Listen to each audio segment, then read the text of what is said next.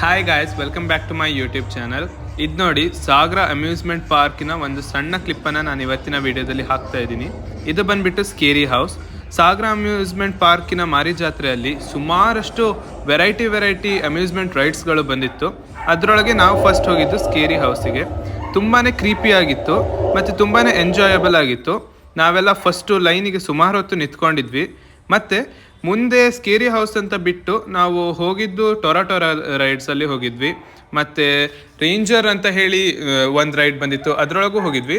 ಮತ್ತು ಸಾಕಷ್ಟು ಹಲವಾರು ಅಮ್ಯೂಸ್ಮೆಂಟ್ಸ್ ರೈಡ್ಸ್ಗಳು ಇದೆ, ಅದನ್ನೆಲ್ಲ ಒಂದೇ ದಿನದಲ್ಲಿ ಕವರ್ ಮಾಡೋಕ್ಕೆ ಆಗಿರಲಿಲ್ಲ. ಸೊ ಇದು ಸಣ್ಣ ಒಂದು ಗ್ಲಿಂಪ್ಸನ್ನು ನಾನು ಈ ವಿಡಿಯೋದಲ್ಲಿ ಹಾಕ್ತಾ ಇದ್ದೀನಿ.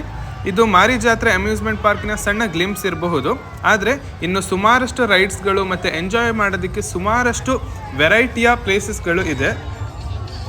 ನಾವು ಜಾತ್ರೆಗೆ ಹೋಗಿದ್ದು ಅಮ್ಯೂಸ್ಮೆಂಟ್ ಪಾರ್ಕಿಂದು 3ನೇ ದಿನ. ಅವತ್ತಿನ ದಿನ ನಾವು ಏನೇನು ಎಂಜಾಯ್ ಮಾಡಿದ್ದೀವಿ ಅನ್ನೋದನ್ನು ಈ ವಿಡಿಯೋದಲ್ಲಿ ನಾನು ಶೇರ್ ಮಾಡಿದ್ದೀನಿ ಗೈಸ್.